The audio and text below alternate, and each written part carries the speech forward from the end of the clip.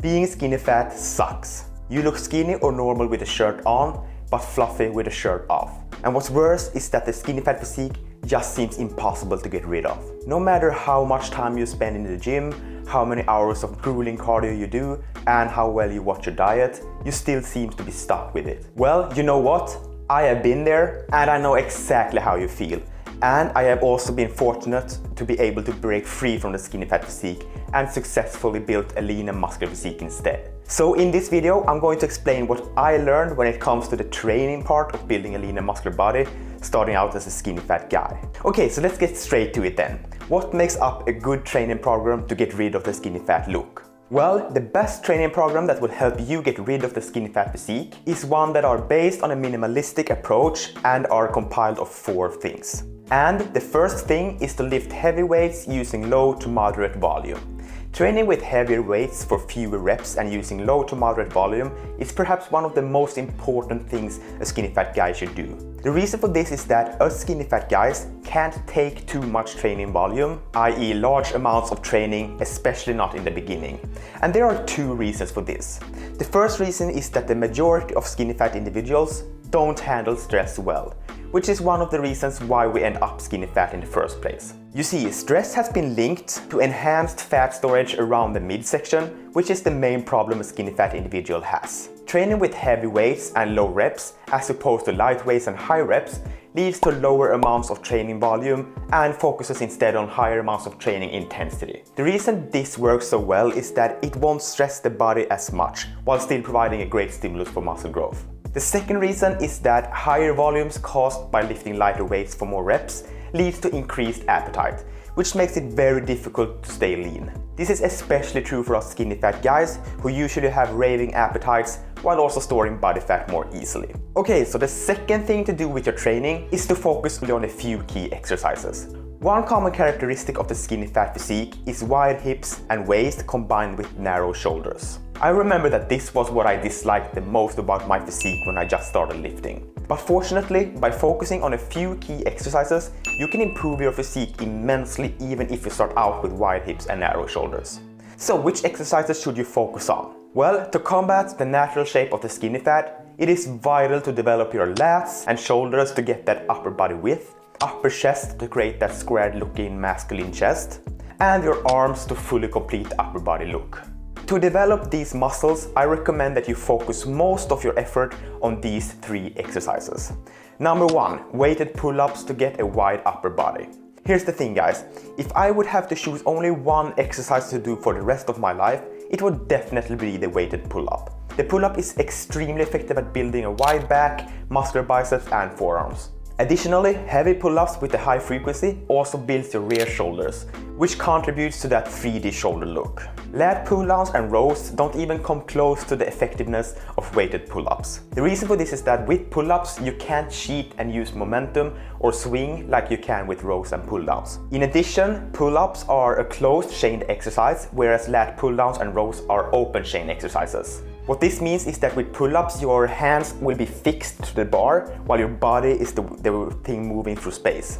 Closed chain movements like these have greater overall muscle recruitment and lead to better muscle and strength gains from my experience. The back is the most underrated muscle group because the lats specifically are the largest muscle group on your upper body. When you develop them to their potential, you make yourself appear wide from both back and front.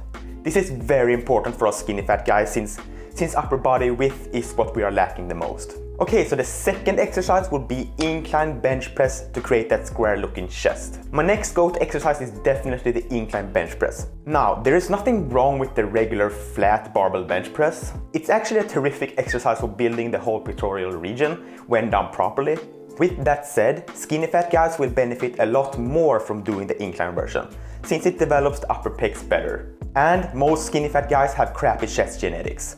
The upper chest is almost non-existent, while the lower chest is either soft or overdeveloped. This gives more of a feminine appearance to the chest rather than a full masculine chest. Therefore, the trick is to focus exclusively on training the upper chest. By doing so, you will improve your chest proportions greatly. Furthermore, the incline bench press also recruits the triceps and front shoulders heavily.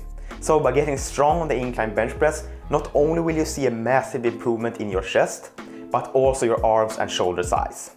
When you combine the incline bench press with weighted pull-ups, you have the perfect combination of upper body exercises because you are increasing your shoulder measurement, maximizing arm size, and sculpting the chest the right way. These two exercises train all the most important muscle groups for skinny fat guys, which again are lats, upper back, biceps, upper chest, shoulders, and triceps. But with that said, there is a third exercise that you should do as well, and that is lateral raises to target your medial delts for maximum width. You see, lateral raises is the final most important exercise for anyone looking to build an aesthetic looking masculine physique, but especially for us skinny fat guys. Well-developed medial delts provides a lot of additional width to your appearance, and it also completes the full 3D look of having all the three heads completely developed. I always include lateral raises into my workout programs. The reason for this is that the medial head of the deltoid never gets fully recruited and worked with any other exercise. For this reason, the medial head will lag behind your overall growth, and therefore lateral raises should be incorporated to ensure even muscle growth.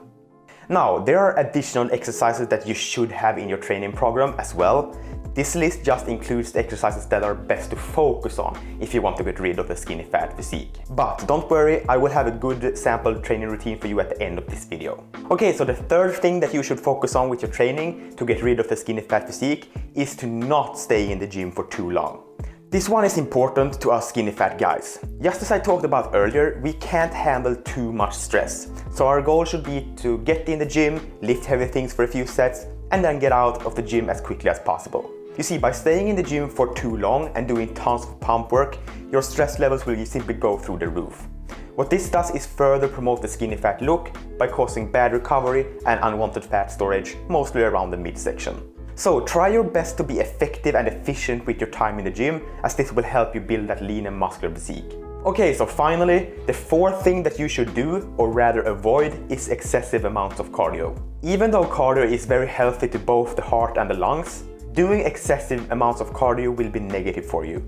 This is true first and foremost because of stress. Cardio is very stressful to the body, and doing too much of it could promote the same midsection fat storage as I talked about earlier. Secondly, cardio will greatly reduce your recovery capacity. This means that your lifting progress will likely take a hit since your body is working hard to recover the system from the cardio instead of the lifting.